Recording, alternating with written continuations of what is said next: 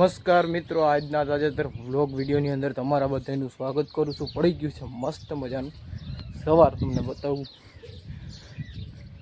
જો મસ્ત મજાનું સવાર થઈ ગયું છે। ચકલીઓના અવાજ સાંભળો તમે એક ફરે, ખિસકોલીઓના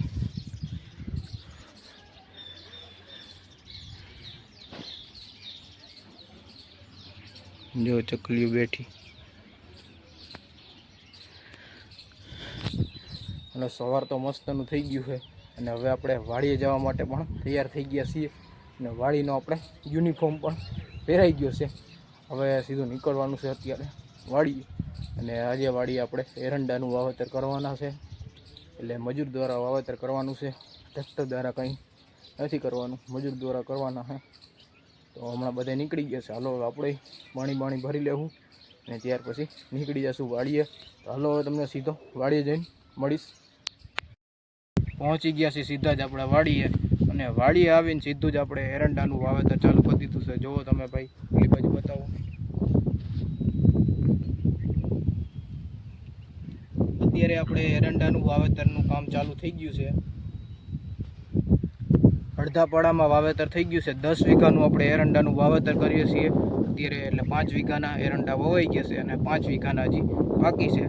તો અત્યારે તમને બતાવું પહેલાં કે કેવું છે બિયારણ।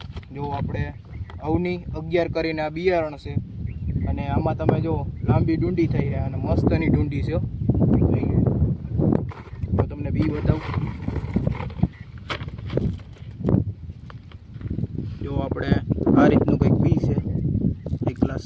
હવે ઉગે ત્યારે ખબર પડે કે કેવું ઉગાવો આવે છે, બાકી અત્યારે તો હજી કંઈ ખબર ના પડે। અત્યારે તો બી સારું જ દેખાતું હોય છે, પણ હવે જ્યારે ઉગે ત્યારે જ આપણને ખબર પડે કે બી કેવું થાય અને એરડા કેવા થાય। અને અત્યારે આપણે ઘઉંવાળા પાડાની અંદર આપણે એરડાનું વાવેતર થાય છે। ઘઉંવાળું પડવું છે, તમે પહેલાં બતાવો ભાઈ। અને ઘઉંવાળા પાડાની અંદર આપણે 72ના સાહ નાખ્યા છે, 72ના સાહ નાખ્યા છે જારીએ, અને ત્યાર પછી એરડાનું વાવેતર થાય છે। અત્યારે એક ગ્લાસ વાવેતર થાય છે, એરંડાનું આપણે વાવેતર ચાલુ જ છે અત્યારે।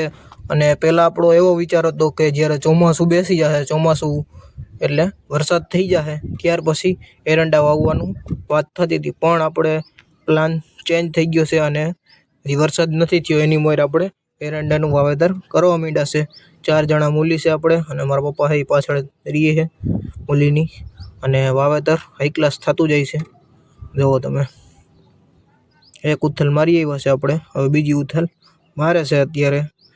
અને હવે કેવા એરડા થાય એ તો આપણને ઉગે ત્યાર પછી ખબર પડે। બાકી આ પાડામાં આપણે પહેલી જ વાર એરડાનું વાવેતર કરેલું છે, અત્યારે કેવાક થાય ખબર નહીં। અત્યારે આપણે એરંડાનું તો વાવેતર થતું જ રહે, પણ અત્યારે આપણે કાંઈ એરંડા વાવતા આવડતા નથી બહુ, આપણે એના જેવું ના આવડે ને, એટલે અત્યારે આપણે કંઈ કામ બીજું નથી, દાંતેડીના મદદથી શેઠા પારા સાફ કરીએ છીએ। ધોરિયું હોય એમાં ખડ બહુ દેખાય છે, આપે મેળે એમ તો હે, પણ એ અત્યારે સાફ કરવાનું હાલે। જો અત્યારે આજે આપણે ધોરિયો છે ને, એમાં નકરી આ મોટે ભાગે લૂણી જ છે, લૂણી। જો આ તમને જે દેખાય છે એ લૂણી કહેવાય, અને આ લૂણી છે ને અત્યારે આપણે ઉપાડવાનું કામ કરીએ છીએ। જો આવી રીતના,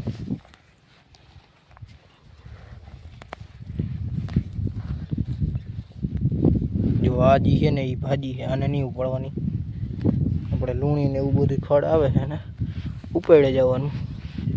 જો આમ આગળ થોડું ખડ છે એ બધું સાફ કરી જવાનું, અને બાજુ શેઢે પર નાખી દેવાનું। બાકી આપણે મગફળી જેવું કેમ છે એના એક ગ્લાસ,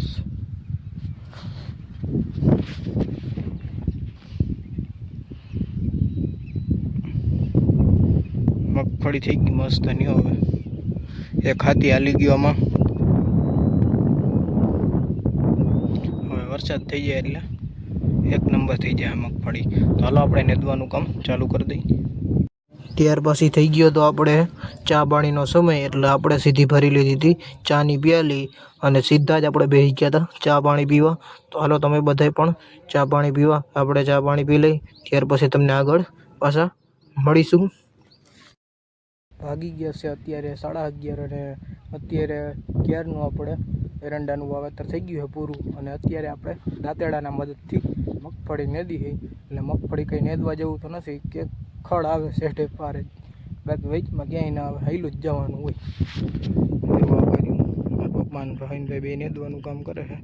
આપણે ત્રાણામાંથી એટલું નેદ્યું છે થોડીક જ વારની અંદર, ફટાફટ નેદવા માંડી. તો હાલો, બીજું કંઈ નેદવા જેવું તો હોય નહીં, ખાલી આમ હાઈલું જ જવાનું બસ, બીજું કાંઈ નથી આમાં. નીચે નજર મારી જવાની, કેક દેખાય ખડ તો લઈ લેવાનું, બાકી શેઠે પારે થોડું થોડું હોય નાનું નાનું એ પાડ નાખવાનું દાંતેડીના મદદથી.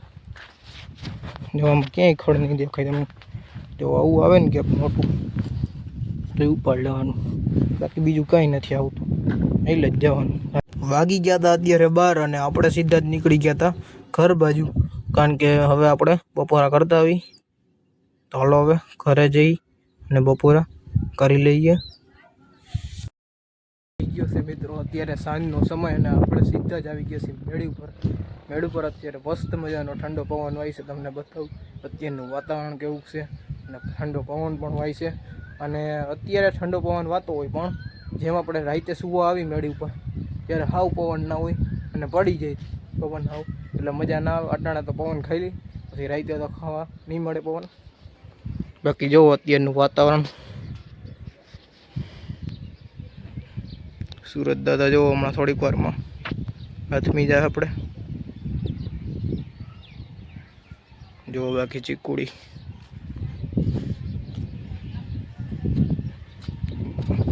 જો દાદા, મારા પપ્પા અને બા બધા બેઠા છે બાજુ બારે બાર. એ પવનના બે એટલે અટાણે પવન મસ્તનો વાતો અહીંયા એ બાજુ.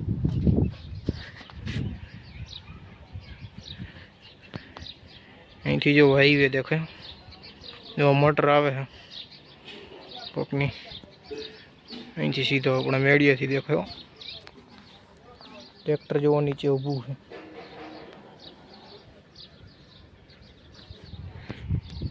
બાકી તો આજે આપણે એરંડાનું વાવેતર કરી નાખ્યું છે.